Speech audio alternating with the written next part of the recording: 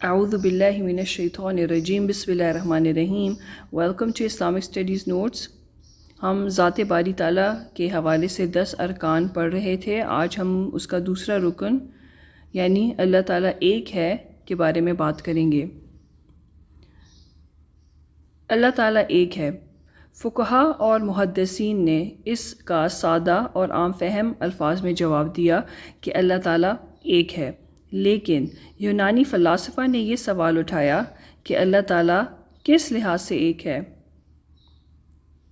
اسلام کا نظریہ ہے کہ اللہ تعالیٰ ایک ہے، افراد کے لحاظ سے بھی ایک ہے یعنی دو نہیں ہیں، اور اجزاء کے لحاظ سے بھی غیر منقسم ہے یعنی انڈیوائزبل ہے۔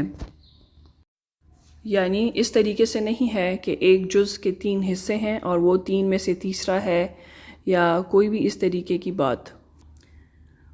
قرآن مجید میں ذکر ہے قُلْ هُوَ اللَّهُ أَحَدٌ، تو یہاں پر احد کی کیا معنی ہے؟ اللہ واحد ہے، ایک معنی یعنی 2 نہیں ہیں، 3 نہیں ہیں اور 3 سے زیادہ بھی نہیں ہیں، اور اللہ تعالیٰ متفرد ہے یعنی اللہ تعالیٰ ناقابل تقسیم ہے۔ مزید یہ کہ اللہ تعالیٰ نہ تو کل ہے کہ جس کے اجزاء ہوں اور نہ کلی ہے جو افراد رکھ سکے۔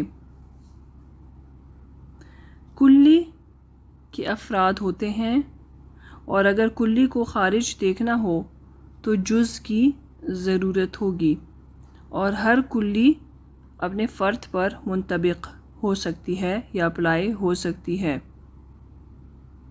کل کیا چیز ہے؟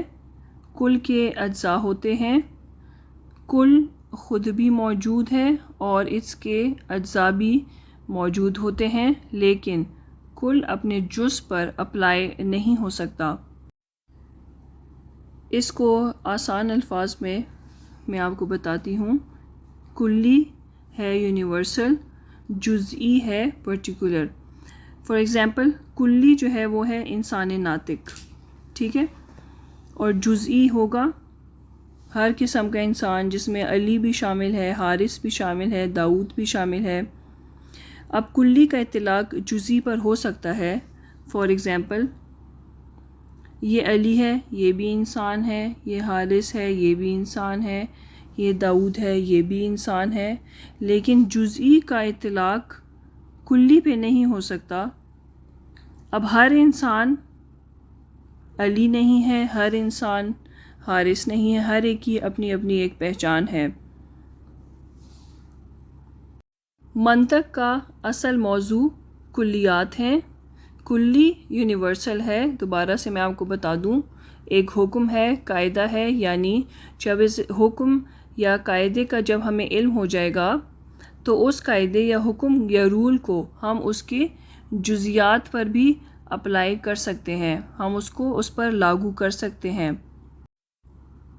یعنی کلی کے علم کے ساتھ جزیات کا علم بھی ہمارے پاس آ جاتا ہے، لیکن ایک جز سے دوسرے جز کا علم حاصل کرنا ممکن نہیں ہے، یا 2 جزیات کو ملا کر نئے جز کا علم حاصل نہیں ہوگا۔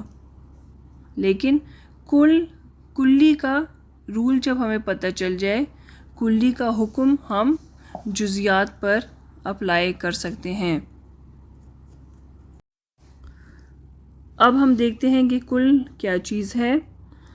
کل 2 یا زائد اجزاء سے مل کر بنا ہوتا ہے، اور اس کا اطلاق اس کے جز پر نہیں ہوتا۔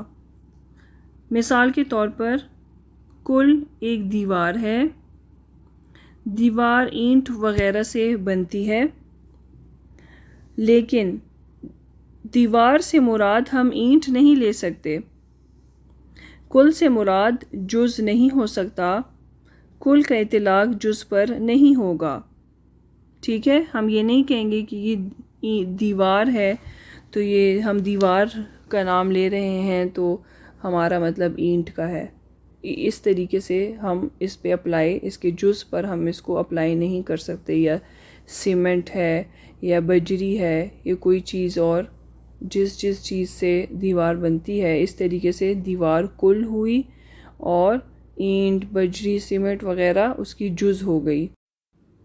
اس حوالے سے اگر آپ مزید جاننا چاہتے ہیں تو آپ ڈاکٹر حافظ محمد زبیر کا ٹاپک کلی اور اس کے اقسام ضرور دیکھیں، اور انہوں نے اور بھی بہت سے منطق کے حوالے سے ٹاپکس کو ڈسکس کیا ہوا ہے. ان کے پیج کو آپ ضرور جا کے چیک کریں. اللہ تعالیٰ نے قرآن مجید میں فرما دیا لیسا کمثلہ شیء. یہ مسائل جو ہیں سارے یونانی فلاسفہ کی موشگافیوں کی وجہ سے پیدا ہوئے ہیں، لہٰذا شاعرہ نے یونانی فلسفے کو ہتھیار بنایا اور ان کا جواب دیا کہ اللہ تعالیٰ کے ایک ہونے میں نہ دوئیت ہے عدد کی اور نہ دوئیت ہے اجزاء کی. لیکن بینگ اے مسلم ہمارے لیے یہ بات کافی ہونی چاہیے کہ اللہ تعالیٰ ایک ہے اور اس میں مزید بات کرنے کی ضرورت نہیں.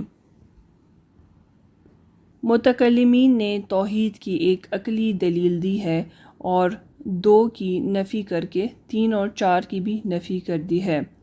یعنی اللہ تعالیٰ ایک ہے، کیونکہ اگر 2 ہوتے تو کیا ان میں خدائی کی صفت یکساں ہوتی؟ اگر دونوں میں خدائی کی صفت یکساں نہیں ہے تو نتیجہ یہ نکلے گا کہ خدا تو ایک ہی ہے اور دوسرا اس کے ماتحت کام کر رہا ہے، اور یہیں پہ بات ختم ہوتی ہے. آگے متکلمین کہتے ہیں کہ اگر دونوں میں صفات ایک جیسی ہیں تو اس کا لازمی نتیجہ یہ ہونا چاہیے کہ کوئی ایک چیز بھی پیدا نہ ہو، عدم سے وجود میں آئے ہی نہ. یعنی اگر وہ 2 ہوں گے تو دونوں اکیلے ہوں گے اور کچھ بھی نہیں ہوگا. اور اگر کائنات میں دونوں یکساں قوت کے ساتھ صرف ایک نے پیدا کیا تو یہ ترجیح بلا مرجح ہے، جو کہ غلط ہے. ترجیح بلا مرجح کیا چیز ہے؟ بغیر کسی سبب ترجیح یا فوقیت اور فضیلت کسی ایک کو دے دینا، فضیلت دینا بغیر کسی سبب ترجیح کے. یعنی جب 2 علت تام ایک معلول کو پیدا کرنے کی صلاحیت رکھتے ہوں تو ان میں سے کسی ایک کا معلول کو پیدا کرنا، یہ ترجیح بلا مرجح ہے، اور یہ بھی فلسفے کی روح سے محال ہے. اس طریقے سے اشاعرہ نے اس بات کو پروف کیا کہ اللہ تعالیٰ ایک ہے، لیکن بینگ اے مسلم اور مسلمان ہونے کی حیثیت سے ہمیں ان باتوں میں نہیں جانا چاہیے، اور ہمیں سادہ طریقے سے ہی اس بات پر ایمان لانا چاہیے کہ اللہ تعالیٰ ایک ہے. وما علینا الا البلاغ. السلام علیکم ورحمۃ اللہ وبرکاتہ.